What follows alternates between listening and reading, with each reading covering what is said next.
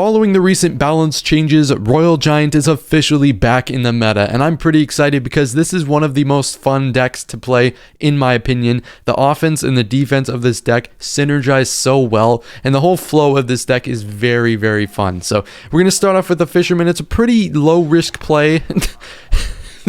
You've got to be kidding me. There are maybe 2 cards in this entire game that punish Fisherman first play, dude. You've got to be kidding me. Let's hope this game goes a little bit better than that, okay? I think I've learned my lesson. I won't be going Fisherman first play ever again, okay? Ever. We've got a bowler for the drill. He's going to go Goblins as well. Ooh, this is going to be really satisfying defense. The log and the bowler. Ooh, they kill the Goblins at the same time. That was pretty clean. I mean, we could just back this up with an E-Spirit, maybe. I kind of just want to see what he does to respond to the bowler. So he goes with the Golden Knight, and we can just... I think we could just use... I was just going to plan on using the Goblins, but he went with the Knight as well. I don't quite know why you have a Knight and a Golden Knight in the same deck, but you do you, pal, I guess. We're going to go with the Royal Giant aggressively here, because I want to see what he's got to stop this. He's got an Executioner, which is... you know, it's a pretty tough card to go up against, but not really... with Royal Giants. I mean, Executioner is always annoying. I'm a Lava Hound main, so obviously, you know, I know the struggles with Exy, but look at all that damage. I mean, Exy really doesn't do anything against most of the cards in my deck. We're going to use a Fisherman here. We're going to use a bowler for the drill, and the bowler, we put it inside the drill. Absolutely no Goblins are sneaking through here. We're going to go Goblins as well, and it pulls the Exy, and it pulls the Golden Knight, and the Executioner is still... Oh my god, that defense is literally 10 out of 10, bro. Literally 10 out of 10 defense.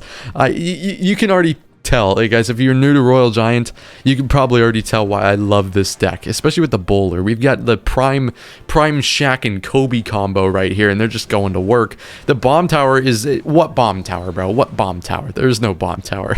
This is literally prime Kobe and Shaq, bro. I'm telling you. Like, this 1-2 punch of bowler Royal Giant is so unstoppable.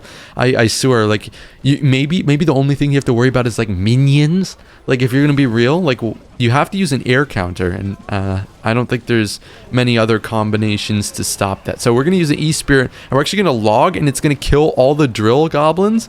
And, dude, we've literally taken, like, a wet paper towel to the face worth of damage this game. And we're just going to go Royal Giant, and looks like he gave up, so that's fun. So our first real opponent of the game, okay, we don't count the first game, has rage quit. GG. Game number 2, we've got Jaden. Let's see what... I could probably just... you know, cycle maybe Goblins first play, you know, if let's pretend he didn't go recruits in the back first play, okay? Because now I gotta rack my brain trying to figure out how to counter this. But but I think Goblins first play at the bridge isn't a bad play. You can cycle a log. You can really cycle an E-Spirit if you want, to be honest, because, you know, when you're playing a deck like this with a lot of ranged cards, King Tower activation, it's annoying, sure, but it's not really the end of the world. So we're gonna punish here. He has no Little Prince, and he has no recruits, so I don't really know how he's gonna stop the Royal Giant. I don't think Mother Witch is a great counter to the Royal Giant, my friend. I don't think it's a great counter there. We're going to get so much damage from this RG here. And that's pretty much just like game sense. Like, he spent a ton of elixir early in the game. He spent Little Prince as well on the bowler, which is pretty interesting. So we were able to get a ton of damage there. And, you know, we can take these wall breaker hits. It's kind of... you know, it's a little annoying, but when you look at the damage we've dealt, you know, it might be worth it. Maybe it's worth it just to keep the elixir advantage and just take a couple wall breaker hits. It is what it is. You're not going to defend everything with this deck. This isn't like a Royal Giant isn't a control defense deck where you defend every single card, but that was almost so clean, bro. We almost hit all the goblins. But yeah, you're not going to defend everything. You're going to have a good defense, especially with the bowler, fisherman, all that. So let's make a trade, guys. This guy's gonna get maybe 2 Royal Hoggy hits, and I get the Mother Witch gone plus tower damage. Which side do you think is right? What side do you think won the trade there, guys? Oh, the E-Spirit being sexy. Okay. Hit all of them. That's kind of clean, I'm not going to lie. But yeah, I mean, we are going to be able to defend most things, but in certain situations, it's better to tank a little bit of damage, as you could see with the wall breakers earlier, and was the point I was trying to get across. So we're just going to cycle, you know, we just cycled the log there. It's not a big play. The Little Prince is, I guess... Ooh, I was kind of hoping to get that last bowler hit, but we didn't get it. So just a little bit of sloppiness from me, but not too big of a deal. We're still on top by a ton.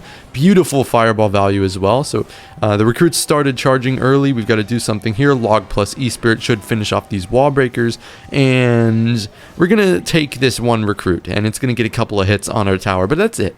You know, we're a little bit of sloppy defense, but it's okay because we're playing with such a massive lead that it doesn't really matter. We're just, you know, you can do this against so many opponents. You can just realize how much elixir they've spent. If you think they've spent too much or they've overcommitted, you can punish them very hard with the either the bowler or the phoenix or both or the royal giant. This deck is so good at punishing. All right, next up, Stickalicolis. Bro, that's such a stupid name. I'm actually serious, bro. That's such a stupid name, like Stickalicolis, bro. I'm sorry, it's such a TikTok stupid like skibbity shit, bro. Like literally, like I'm sorry, like this just reminds me of my Twitch chat, bro. Like Keenan and all them guys. This just reminds me of them, bro. Shout out to the Twitch chat. I know some of you guys watch my videos, so you know, just a little snippet for you guys. The Twitch is amazing. You guys should definitely come over to the Twitch. If you don't have Twitch, you can use TikTok as well, although I do prefer Twitch. I don't prefer getting bowlered. This is my own bowler doing this to me. We took 600, 700 damage because of my own bowler. This guy's got a wizard. That's just great. It's one of the most popular cards down in low ladder. We're in a grand challenge right now, but I mean... You don't see too much wizard. I'm gonna be honest, not a very good card. But I mean, hey, if you're trying out this deck at low ladder, then hey, here's some gameplay for you. You know, but yeah, guys, you should. The Twitch chat vibes are awesome. We're slowly growing every day, having a good time, pushing top ladder. Usually with Lava Hound, but we'll adapt to different decks over time and stuff like that as well. So, just a quick shout out to my Twitch there. And, you know, I've got all my Discord, my Twitch, my everything in the description if you guys want to join the community. So he's going to log. We're just going to fisherman. Not a great fisherman. It's a bit sloppy from me. We're going to give up maybe just one. Yeah, just one giant hit here. I could have waited and then probably tried to activate King. So it's a bit of a sloppy play by me not using my fisherman properly. But it's okay, you know. It's not the end of the world. Just, you know, there's a better play I could have done. So... I don't know about this. I think we have to sacrifice the fisherman here. I know this isn't going to do a great job of dealing with the barrel, but this is kind of the play we had to do. And we're up elixir now, so that's good. We're going to go in with a push of our own. We know he has the Tesla. I'm actually going to go ahead and fireball the Tesla. I know he has Royal Giant, Wizard, but I'm not worried about it because the thing stopping my Royal Giant is the... Is he shooting? Did he shoot himself? I'm pretty sure he just shot himself. I did not realize the monk was reflecting Royal Giant shots. Jeez. But basically, I wanted to get rid of the Tesla because the Tesla is the biggest priority, standing in the way of my Royal Giant connecting to the tower. Before I knew about the monk making the Royal Giant shoot himself. but the wizard is just, you know, it's annoying, right? It does a lot of damage, but I would rather deal with the wizard than deal with the Tesla because the Tesla is actively sabotaging my Royal Giant compared to the wizard, which is just dealing damage to it. So good win there against Stickalicolis, and we'll move on to the next one. Juan the 777. What a name. I feel like I've faced this guy before. I keep referencing the Twitch chat. I literally think this guy is in my Twitch chat. Like, bro, like, I don't know. It's something about his name. I just, maybe I'm tripping. But anyways, we'll just start off with, how about, I mean, we'll just do Goblin Split. Oh, actually, I'm stupid. Goblins at the bridge is probably better, because Goblin Split don't do anything. Goblins at the bridge can get damage, or your opponent will be forced to use elixir. So that's a bit of a misplay by me. Again, we're not making like big misplays, but that's just a nitpicking thing that, you know, if you want to start off the game with Goblins first play, it's better to do them at the bridge. So we're going to take a Hog Rider hit in exchange for a King Tower activation in just a second. Nice. That's the tile for activating King with all sorts of different tower targeting units. We're going to go off heavy on the offensive here because this looks like Hoggy Q, and yes, it will be the Firecracker. So he is spending a lot of elixir here. We're going to use the E-Spirit just to get rid of these skellies. We're going to... Ooh, that's not a good play. Oh, we lost the goblin. That's not a good play for him. But, you know, somebody has no elixir. Somebody's a little broke right now. He spent a lot trying to get rid of that royal giant, and he had no elixir to stop that tower from dying. So we're going to take that free tower any day of the week, bro. And I don't see... Maybe he's not rage quit yet, but I could see a rage quit in the near future because we are up an entire tower and we have king tower activated. Just going to use a fisherman again here. We're going to use the log and the e-spirit here to counter the firecracker. She is CTE, nice. And we take literally no damage. Beautiful. That I can't draw it up better than this. I mean, we could just counter push with the royal giant, but it appears our opponent has indeed quit the game. W's. We're only a few games into the video and we've already got 2 people that have rage quit. This is literally, I love making people rage quit, dude. Royal Giant is such a W deck. I'm not even going to attempt to pronounce this guy's name, okay? I'm not going to embarrass myself on national television and try and pronounce this guy's name. We're just going to chill. We learned our lesson. We're not starting with the fisherman first play. I guess we could start with maybe, you know, in the future, if we needed to, we could start with an E-Spirit.